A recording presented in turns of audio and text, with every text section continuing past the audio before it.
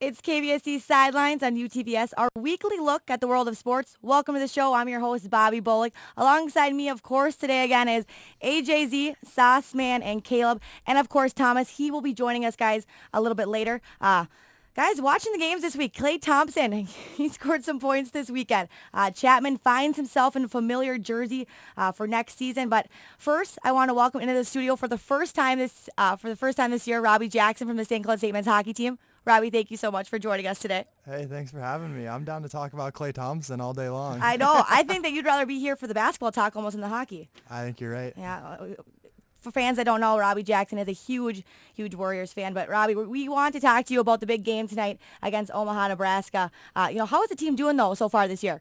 We're having a lot of fun, but fun doesn't get you wins, so we need to dial it in sometimes. At home, we've been struggling lately too. We got 0-4 in our last 4 games against North Dakota and Duluth, so that's something we need to get right. And I think we've had a good week of practice. We had a long travel day on Sunday, so we took Monday off, kind of just took it as like a rejuvenation day. A lot of guys spending time in the sauna and the hot tub and stuff like that. So I think we'll be ready to go tonight, and hopefully we can finally get a win for the home crowd. Now, Robby, looking at this weekend against the Mavericks, UNO is coming in with this second best power play in the nation. They have a great offensive production, but you guys last weekend killed all of Western Michigan's opportunities on the power play. You guys had a great special teams. Tell us about your special teams progress over the season so far. Well, we started real slow. I think after the first weekend we were like 57th in the nation in penalty kill, I think it was. So nowhere to go but up, really. Garrett Raboynes is our assistant coach. He does a great job doing the penalty kill. Matsuko takes the power play, but Rabs really dials it in, and he was a great penalty killer when he played here. So he watches a lot of film, and that's something we do every either Tuesday or Wednesday. We watch film. We get like printed out, kind of like playbooks, like a football team almost, and who has what goals and assists and stuff on their power play. So it's something that Rabs really does a great job dialing in, and we kind of just try to feed off that. Now, I know AJ as well as Caleb, they do KVSC for the hockey game, so you guys have been watching this team all season long. What have you seen with the St. Cloud State Huskies team this year? I know, be a little bit nicer. We got Robby Jackson right here. Don't be too harsh. Yeah. Well, I mean, they're looking good.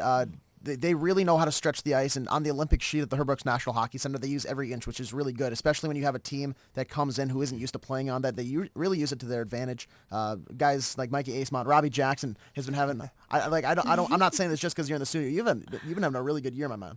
My man. I'll take it. You what was it? A couple weekends ago, you started off. Back-to-back like opening minute goals. Yeah, that was awesome. I got a little story about that. So it happened on Friday night. And obviously it's kind of just like it rarely happens, a goal in the first shift. And the next night we're getting ready. We warm up on the ice. We're coming back, and coach comes in, tells us my line's starting again. And Blake Winicky, who sits next to me, he goes, "I'm gonna call you out right now and say you won't do it again." And No way. Yeah, that's a fake story. I swear to God. And I was just thinking, I'm like, yeah, I literally told him, I said, yeah, you're probably right. It probably won't happen again. It's such a rare thing. And he was actually on the ice when I scored again, and we're going nuts by the student section. He goes I mean, I can't say it on air, but he's like, you scored again. I was like, man, I don't know what to tell you. That's awesome. If that McGregor fight would have happened before that, you would have been heading back to the bench. The billionaire with the slag, yeah, Yeah, maybe a Marquette King punt dance. I gotta say, Robby, I don't see a lot of. I'm expecting a little bit more of a celebration from you when you score. Are you not a celebration? I mean, you have a little bit, but for your personality, I'm expecting bigger things. I mean, I need to score more goals to celebrate more. All right. Well, if you score this tonight and this weekend, I'm expecting some big things. I'll get a good one for you, Bobbie. All right. Now, I want to talk to you about your teammate Jack Ashawn. He was just named to the preliminary, 2017 U.S. national team roster. Of course, Bob Motzko, head coach for the Huskies, is coaching that, which is awesome. Have his own collegiate coach coaching him. What have you seen in Jack Ashawn this year? A lot of confidence, which is rare from freshmen, especially to start out.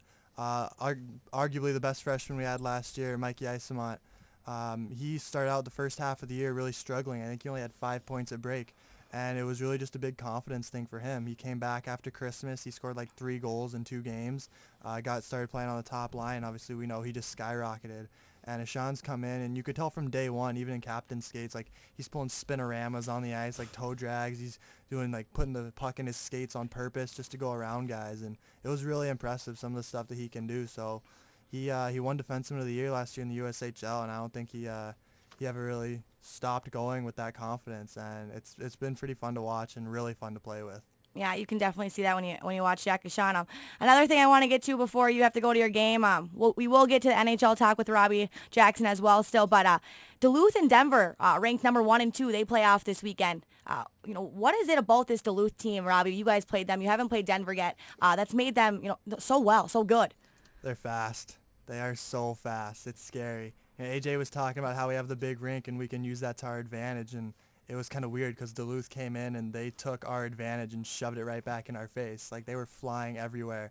And we watched video over and over on the last goal they scored. It was either Friday or Saturday night, I can't remember, where Pionk just got a head full of steam and went from goal line to goal line, and we just couldn't stop him. Like, obviously, we could have in hindsight if we would have went back and listened to coach, obviously. But, yeah, he just came flying, and, like, there was nothing we could do. They can just skate so hard and fast, and they're hard to keep up with, especially on the big sheet. Yeah, I know you were at that game, of course. Caleb was at that game too. What did you guys see in this Duluth team that stood out to you guys? I mean, they're really well built. Their defensive core is amazing. I know you guys had a lot of trouble finding the back of the net. And it shows. You got so many guys on that back end there, and with the young talent on that team too, like even Riley Tufte being added this year after being drafted 25th by the Stars in this past year's draft. They're just so well built, and like you said, Pionk, he's been a leader for that team. That kid can play. Yeah, he sure can. No, and I agree with that. And I think the other thing about Duluth, what makes them so dangerous is, I think everyone on their team, I mean, they don't really have a weak line. I mean, you can throw any line out there for them, and they can compete with anyone.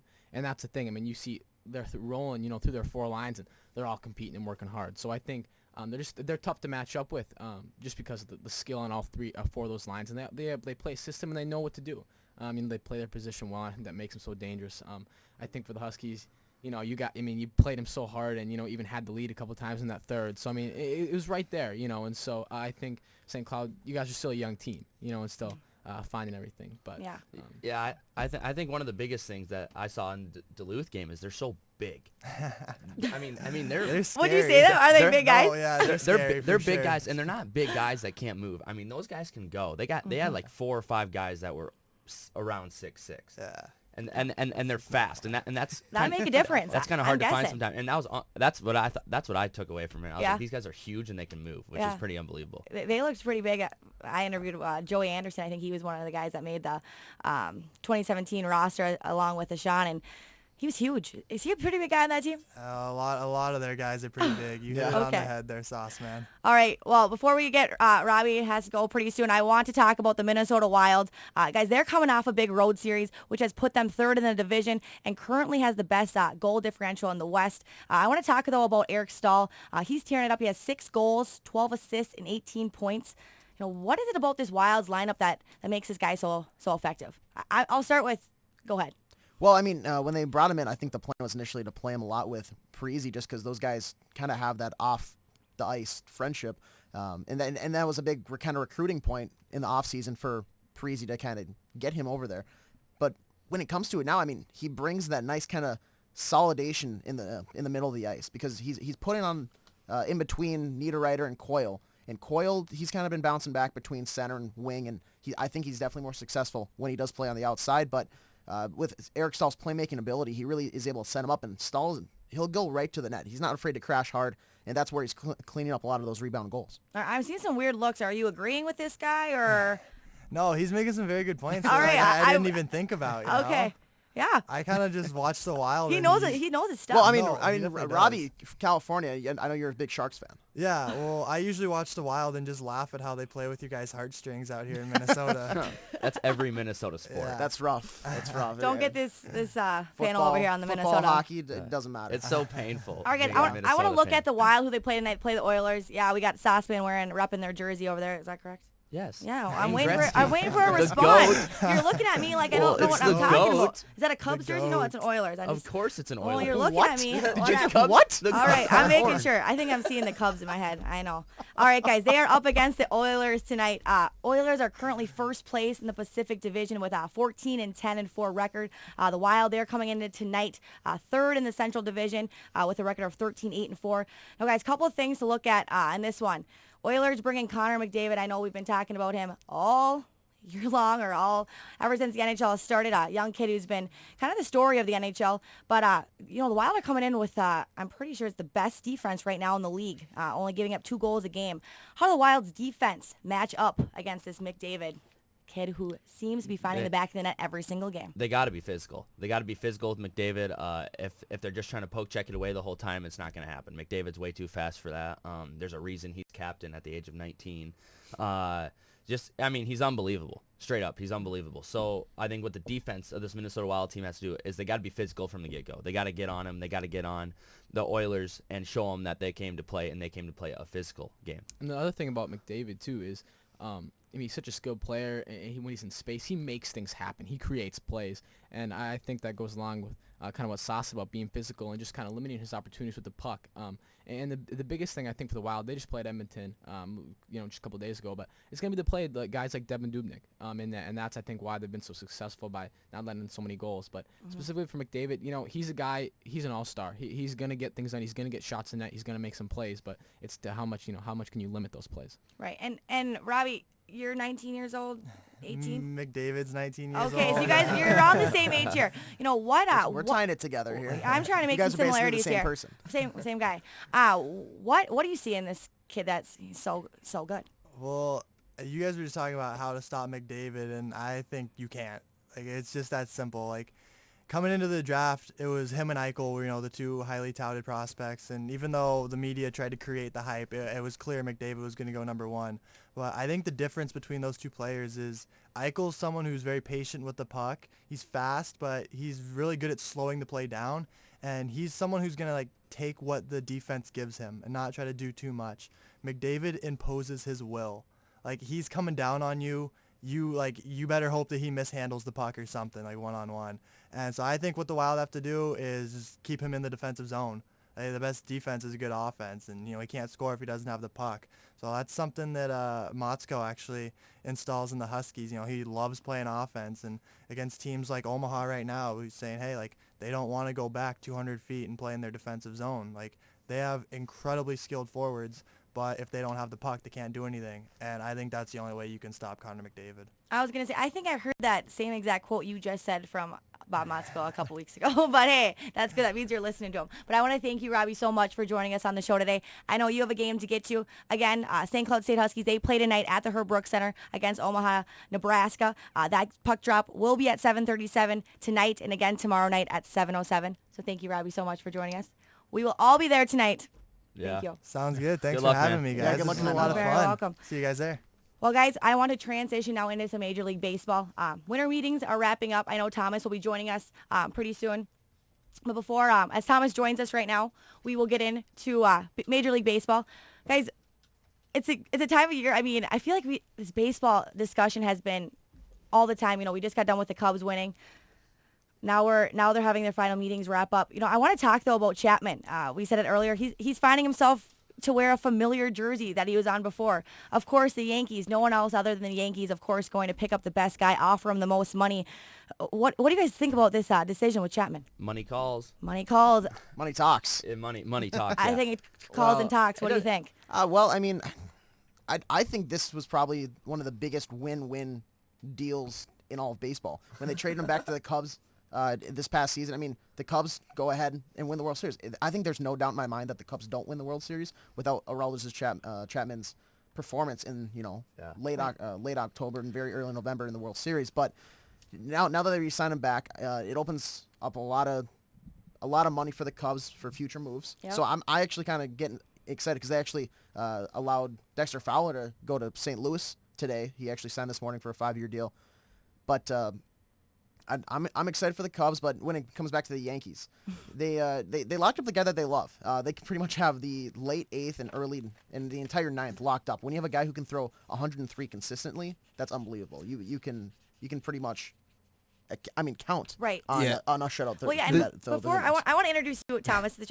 You missed a little bit because we had Robby Jackson, but I want to thank you for coming back on the show. I was missing a person who was on my side. Thomas is always on my side, so welcome to the show, Thomas. You were just telling me earlier that this is a day you write every year in your schedule about winter meetings. Yeah, the winter meetings is like myself as a baseball fan. I love anything baseball, and December during the winter meetings, it was Monday to Thursday this week. That's the only thing that goes on in baseball in the off season. And I like what AJ was saying with the Yankees, how this was such a win-win deal to trade Chapman. They got a really good prospect from the Cubs. I want to say it was Gleyber Torres. I might be wrong on that. No, you're right was there. Gleyber? You're right there. Yeah, he's a stud athletic shortstop. Mm-hmm. But getting Chapman back to the Yankees, they're so young at that offense. They have a lot of good hitters. And now you have Chapman and Betances back together in the back end of that bullpen.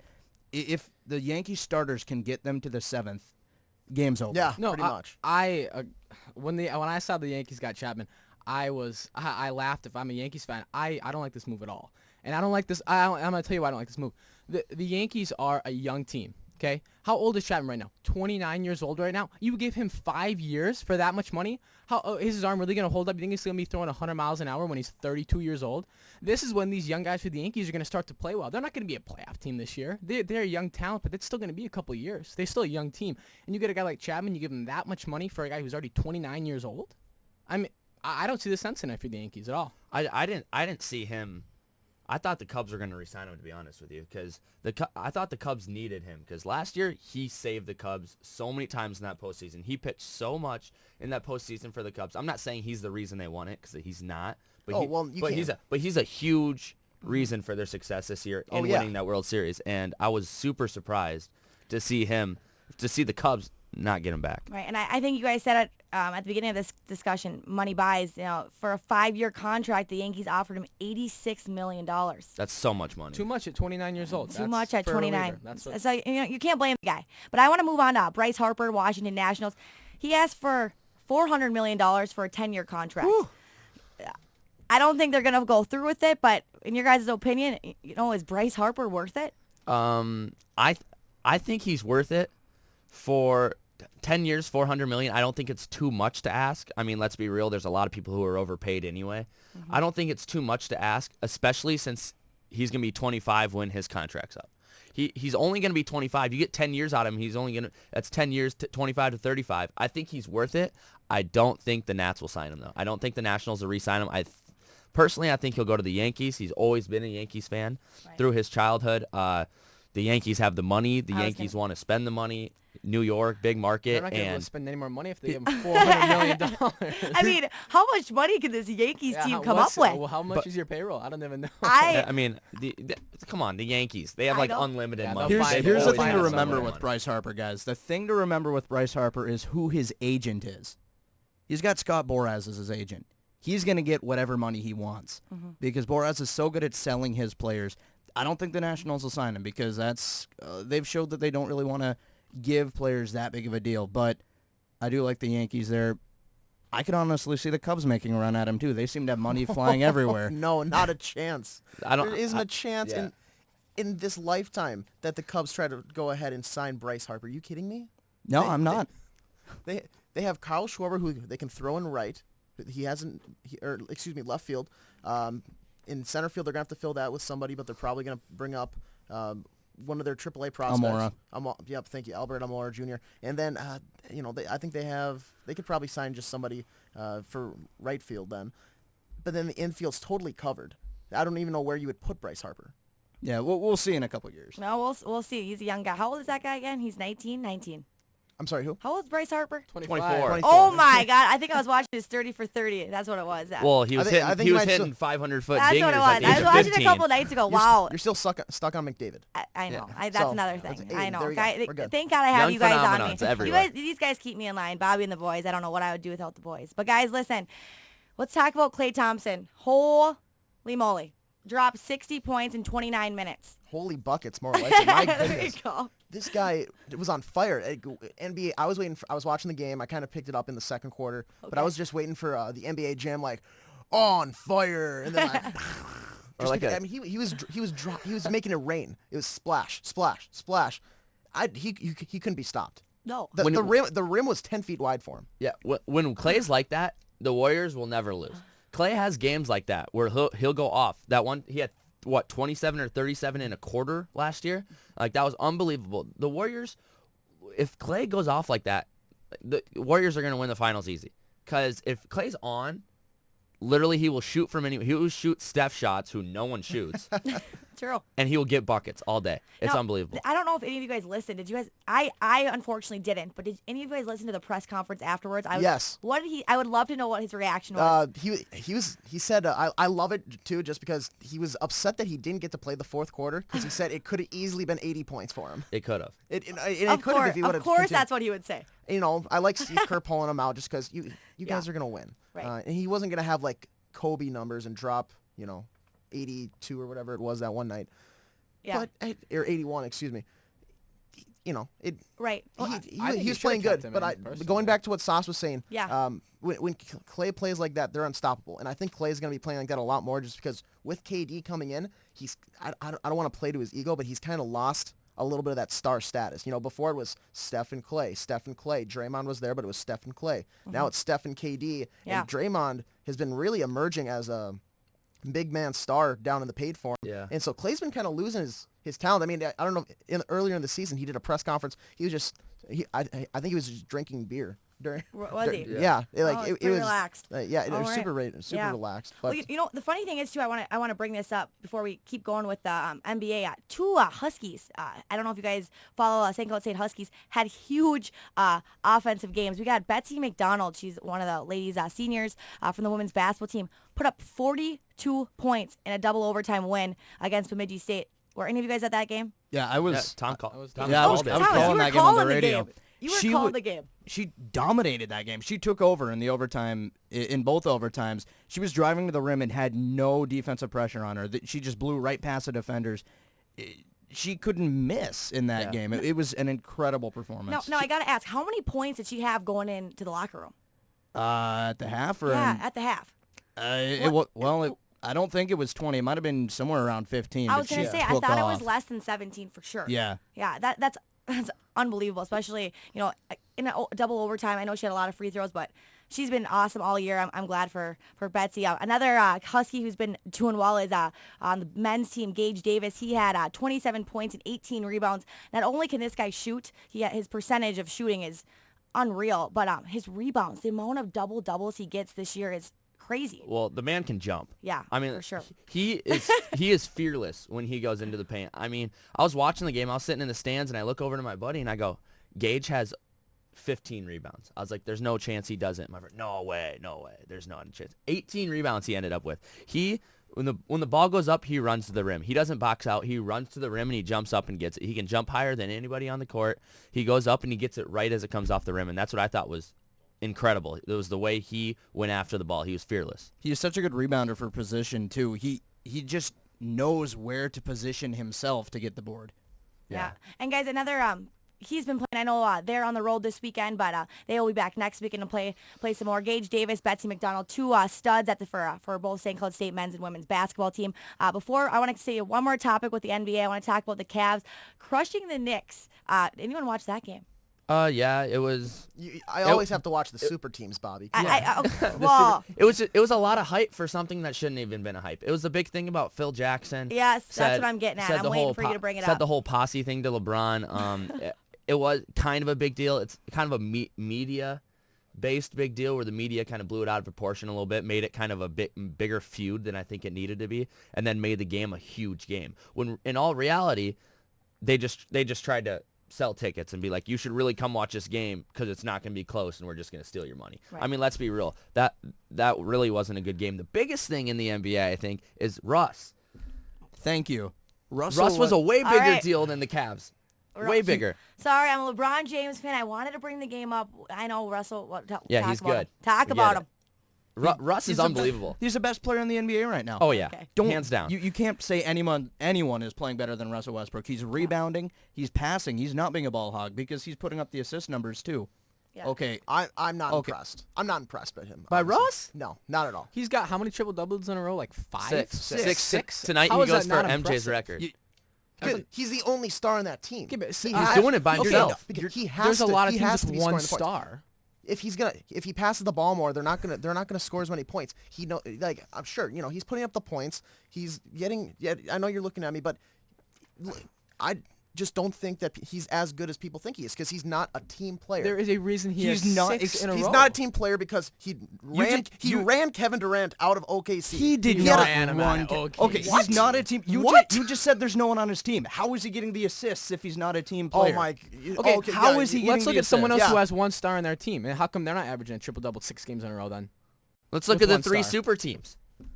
Well, guys, we Yeah, can talk okay, about this all day long. I agree with you, AJ, a little bit yeah. with that. Surprisingly, I never do, but Sure. today I do a little he, bit. he gets the assist, but Yeah. he holds onto the ball too much. This is a guy Are who they winning games? Yes. So what's he doing yeah. wrong? He's averaging triple-doubles and Yeah. they're winning. that his that is own- the true. point, yeah, but then sure when it comes to the finals, you're not going to see him. That's all I'm going to say. Yeah, well, team-wise, they can't do a whole lot, but himself, They could bring how can you LeBron not be LeBron All impressed right, with guys, we him? got LeBron we got a would lot leave of time immediately. to talk about NBA. I know we have this show going all year long, so we will discuss it. I So when promise he's you. got like 12 in a row, we can come back and talk We'll, about it. we'll, Yeah, we'll yeah, come to back. be- We'll to make be sure continued. AJ's On New right Year's here. Day. Continue. All right. I want to talk about He still won't be couple more impressed. things. I want to move on to college football, guys. We've been watching these teams Big. for 15 weeks now. The committee finally solidified the 4 teams. Okay, we've got number 1 Alabama, no brainer. We got number 2 Clemson, number 3 Ohio State, and number 4 Washington made it. I gotta ask, did this committee make the right decision with these 4 teams? Well, they couldn't not have these 4 after what happened last weekend. They couldn't just be like, we think maybe Michigan's better than Wisconsin, or not Wisconsin. Michigan's better than Washington just because we think. No, they had to keep these teams. There was no chance after last weekend with Washington winning their conference championship and Clemson winning their conference championship that they're moving. They made one switch. Ohio State went from 2 to 3. Big deal. They still play the same team. Right. I think they did. I don't think Alabama-Washington's going to be a good game. I just don't. Personally, I think they could have put anybody at 4 and it wouldn't have been a good game with Alabama. Alabama closes on defense so well. They're so well coached, and they're just huge. They're Yeah. so big. And it's no brainer that Washington's the underdog. Now I gotta guess, Thomas, are you going for Washington? You've always got the underdog, so I would be surprised if you didn't. Well, I mean, I've been the Washington guy for all year, but You have.